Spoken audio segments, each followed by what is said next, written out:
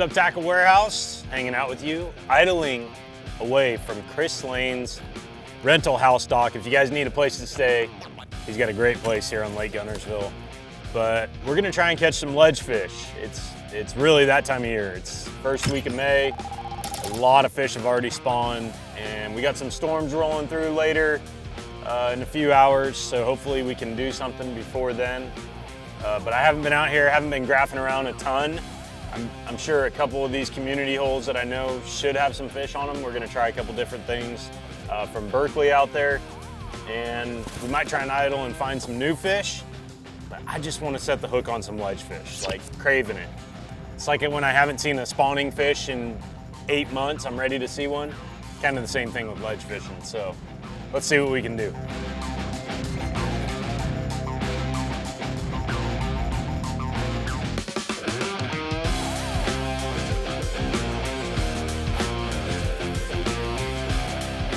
God, my drag is loose, dude.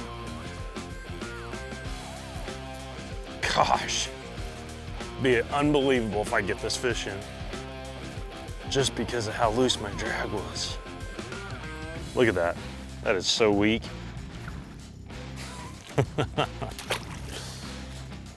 I'm talking like loose.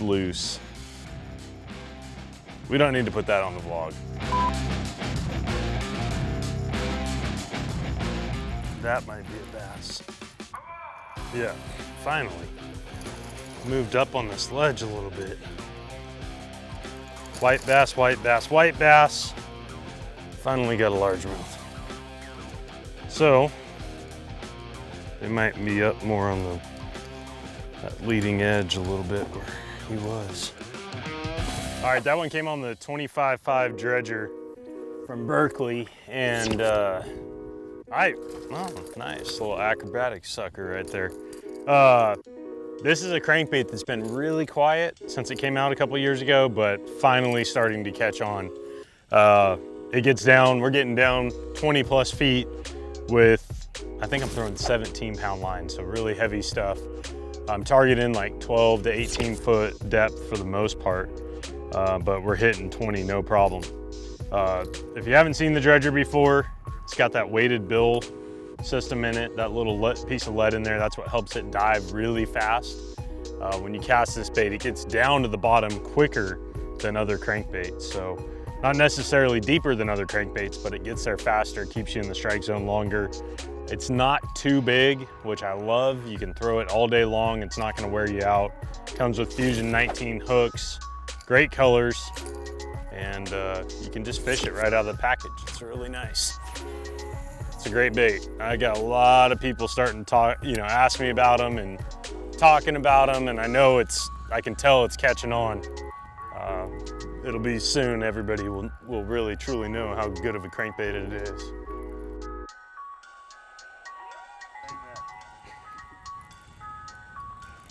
Little largemouth.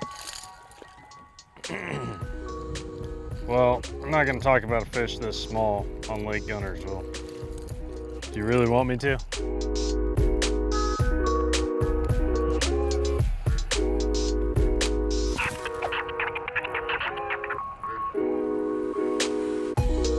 There he is.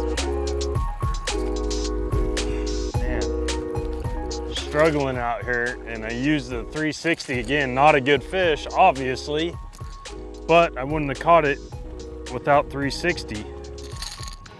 I'll show you what I'm looking at here in a second. Get him unhooked. All right. It's really windy today. The wind's blowing against the current, the way the current's flowing. It's making it tough, but what I was looking for on this spot, and it doesn't look like much on here, but that little lip right there, you can see the shade on the back side of the 360.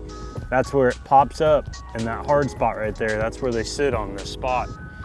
And I wasn't seeing it on 360. It was kind of coming out of the water because the waves and everything, and once I finally saw that, I caught one. So not the right size, but encouraging in the fact that I know where I'm throwing now. There should be more down there. There he, oh, no, I got him. Yeah, I got him. Another little guy. But we're on the right spot, so that's good. 360 is killer when you know what you're looking for. I find all my structure with mega imaging and then I line up with it using 360. It's kind of how it works. There. Oh, he dropped it. No, he still got it.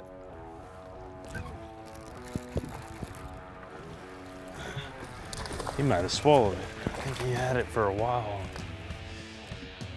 I guess there's only rats here. I don't know.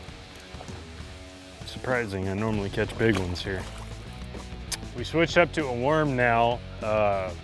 Generally what I like to do is, if I idle and see fish on the graph, I know they're there. I want to start with an aggressive bait. So crankbait, probably number one, especially if they're pulling current. Swimbait, number two. And then, you know, kind of last resort is the worm, but not last resort. There's times where I will pick up the worm first, but I like to pick off the aggressive fish, and then we're getting bit right now. I like to get the aggressive ones first, and then you know, slow down and really pick it apart with the worm after I've done that. And you can see here we caught two on a crankbait. Stop getting bit on it, pick up a worm, and now we've caught, you know, a couple more already. 2 casts in a row.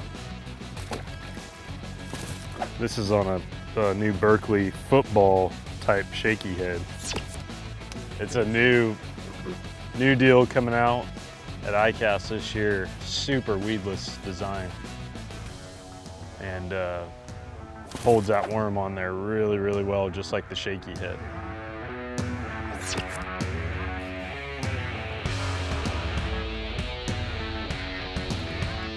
There he is. Be a good one. Nope.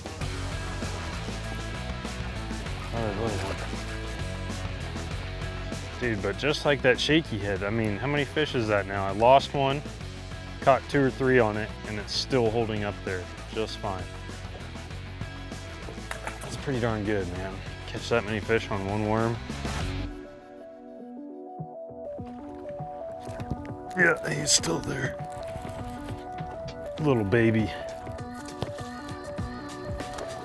Threw up a shad or something. It's a spot. That, I think, is a spot mix with a largemouth. Oh, it's just a spot. When it's windy like this, if I'm fishing off the bank, I mean, even closer to the bank too, but it's really hard to pick up your line and get that bow in your line, you know, to feel a bite. And so what I like to do is kind of drop my rod tip down towards the water and just really kind of creep my reel real slow. And now I get direct contact with that bait when I do that, not the big bow in the line. And I can feel those fish when they bite a heck of a lot sooner. Make sure they don't drop the bait. So just a little tip for people out there that haven't fished in the wind, open water a bunch. If it's windy, keep your rod down low, closer to the water. Keep that bow out of your line. You'll feel a lot more bites doing it that way. We're just catching a bunch of little ones here, so we're gonna move. Normally, by now, you'd catch a better fish if they were here. I did lose a good one, but I'm looking for a school of better fish.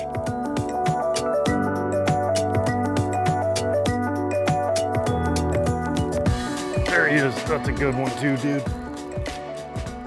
That's what we're after. Oh yeah, finally. This might be lights out right here, right now.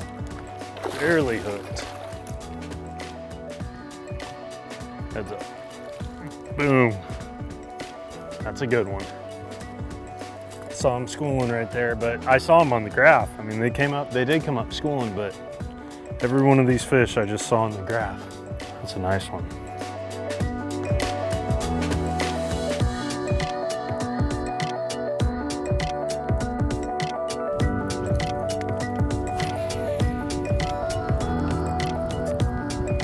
There he is. Could be a white bass though. Yeah, largemouth. Little largemouth, but man, they are fat out here. 2 fish in a row, super fat.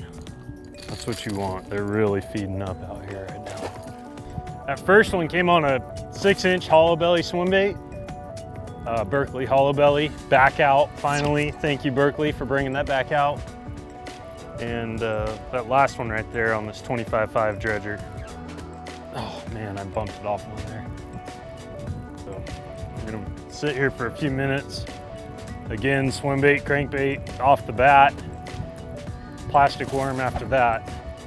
And changing angles up too is really important. So we'll probably move around a little bit on this spot and change our angle up.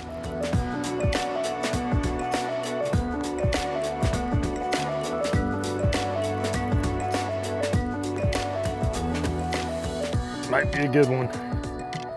Not bad. Another thicker one. He's not fighting. What's his deal? There you go. Yeah. See how fat they are out here? Super fat. I mean, that's what you want. Like, this is post-spawn, and they look like that. That's all it takes, man. You just gotta freaking idle around until you see the right group of fish. We're letting that swim bait sink down to the bottom and then really slow reeling it back up.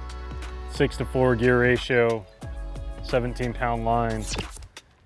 But the more current there is, the closer I want to keep it to the bottom, generally. I mean, right now there's quite a bit of current and they're still coming up here, but I'm using a 3/4 ounce head just to help keep it down there a little bit better. I would probably normally use a half in less than 15 feet, but with that amount of current going, I want it down there. Okay, he's on there.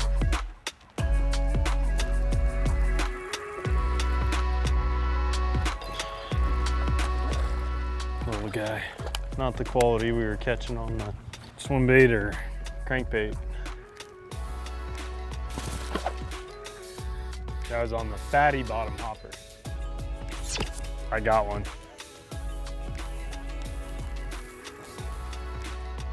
Might be decent.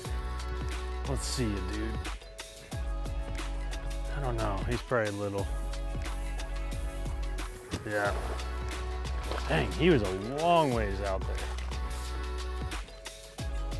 Super long ways. God, that thing's awesome. All right, so we're finishing this spot off with the worm. We're throwing the Magnum hit worm, or the hit worm Magnum, whatever, Maxscent. And I'm throwing that on a 7'4" medium heavy Ike and Ellie rod from Abu.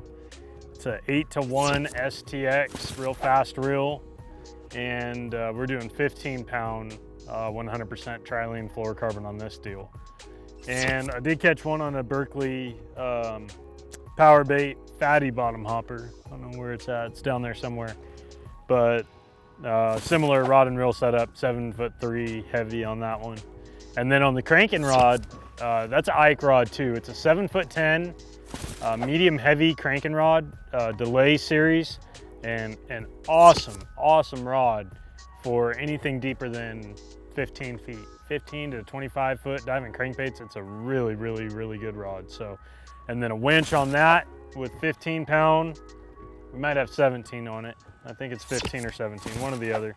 But that's it. Hey guys, rain is coming in. We're gonna get out of here. We've had some bites. It's been a fun morning. It's been a good, I would say not great, but a good ledge fishing morning. And remember, crankbait, swim bait first, spoon, all your bigger aggressive stuff first, then back down to the worm and jig after that. So you guys make sure to like, share, tag a friend in this week's vlog for this week's gear giveaway. And make sure to tune back next week. We got some more good stuff coming for you guys, as always. And it's about to rain, so I gotta get my rain gear on. We'll see you guys next week.